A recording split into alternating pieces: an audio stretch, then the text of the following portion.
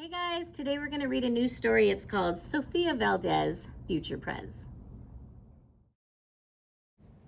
Sofia was a baby who got things done, helping her family before she turned one. She and Abuelo went every week to help elderly friends around Blue River Creek, who couldn't get out and about on their own and with no place to gather were stuck home alone. Raking the leaves, taking pets for a walk, or just dropping by for a treat and a talk. Sofia Valdez did as much as she could for her family and friends and her whole neighborhood. A dreamer, a doer, a real go-getter. Most people like good, but Sofia liked better.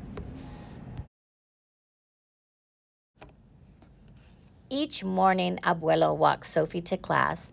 They walked home again along Blue River Pass, making plans, munching cookies, Abuelo and girl. Except for that Tuesday when Pup saw the squirrel. With a howl, Pup took off, racing all through the town, over, under, beneath, and around. Sofia scrambled to try to keep up with the hollering man and the bellowing Pup. Up the squirrel ran to the top of a hill made of leftover junk for the local landfill. They reached the tip top of that mountain of trash, which jiggled and broke with an ear-splitting crash. Down they all tumbled and hit with a thud on a moldy old pumpkin surrounded by mud. "Ouch!" cried Abuelo. He struggled to stand. "A dangerous mess," he said, grasping her hand. The next day, Sofia walked to school solo, but it wasn't the same without her abuelo. "This is not right," declared young Sofia, who glared at Mount Trashmore and got an idea. The very next morning at dawn, she planted a sign at the front of the lawn. She stood back and smiled, and Pup gave a bark. "Get rid of Mount Trashmore. Let's build a new park." Each of her neighbors had something to say about benches and fountains and places to play, meeting spots, gardens, a basket for bees, a rubber duck pond, and a kiosk for cheese. She drew every thought on her map of the park, which was perfectly perfect by a quarter till dark. She drifted to sleep in her soft, cozy bed. Then, bam, she woke up when a thought smacked her head. Her heart skipped a beat as she realized each one of her neighbors had said, "Let me know when it's done." They all thought Sofia could build it alone. But how could one girl do so much on her own? The weight of that thought made her tender heart ache as night thunder growled and she lay wide awake. Then dawn brought a storm and the gloomy sky wept, and the heartsick Sofia finally slept. Abuelo baked cookies when Sophie got up. He gave her a bagful and sneaked one to Pup. He blinked back a tear as he hugged his Sofia. "For courage," he whispered. "Te amo, mi vida." Sofia's knees wobbled. She felt weak inside. She looked at his ankle and quite nearly cried. Though she didn't feel brave or courageous at all, Sofia Valdez went to face City Hall.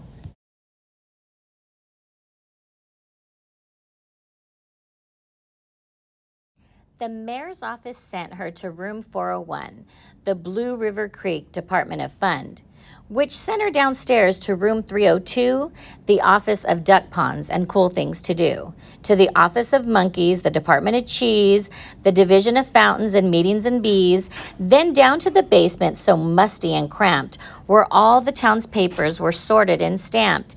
And that's where the clerk said what no one else did. "You can't build a new park. You're only a kid." The words smacked Sofia deep down in her heart. Her plan was kiboshed before it could start. "I think," said Sofia, "I think that law's wrong." But her second grade voice didn't sound very strong. The clerk said, "Clearly, it cannot be done. Do you have any questions?" Sofia said, "One. If you were me and if I was you and he was your grandpa, what would you do?" "I? Well, said the clerk, and then she said nothing at all. She thought, and then she sent out a call to every employee throughout City Hall. The entire government of Blue River Creek crammed into the office to hear Sophie speak, but her words jumbled up and her cheeks turned bright red as a dozen emotions rushed into her head. Her heart beat so loudly she thought it would crack. The crowd leaned in closer, Sophia leaned back, and then her arm brushed the edge of the old cookie sack. And that was the moment when Sophia first knew being brave means doing the thing you must do, though your heart cracks with fear, though you're just in grade 2. She took a deep breath, looked the mayor in the eye, and though her knees wobbled, she held her head high. Sophia started talking. She spelled out her plan and why it all mattered and how it began. And once she got rolling, she had lots to say about meeting spots, monkeys, and places to play, and other ideas for things they could do to help the town elders and other folks too. She had thoughts on the library, thoughts on the zoo, and perhaps a way to combine the two. And all right, cried the mayor, go start a petition. If the town wants a new park, we'll form a commission. And so young Sophia got right to work with some help from her family and Pup and the clerk. Then others joined in, not all, but a few, like Miss Lila Greer and the kids in grade 2. There were hearings and surveys and taxes to figure, then bulldozers, cranes, and a blue bigger digger. They all built that park. That's how it got done, with the hard work of, by, and for everyone. But it began with the dream of one person, just one, who laced up her shoes and then led the way to help Blue River Creek get a new place to play. Now, every evening till long after dark, the town comes together at Citizens Park. They all hold this truth to be self-evident, that Sofia Valdez could grow up to be president. Until then, Sofia, that real-life go-getter, helps Blue River Creek get better and better.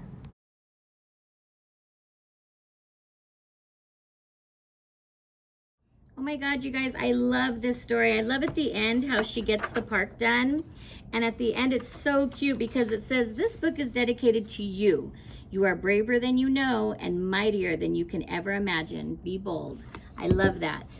All right, you guys, I'll see you again next time.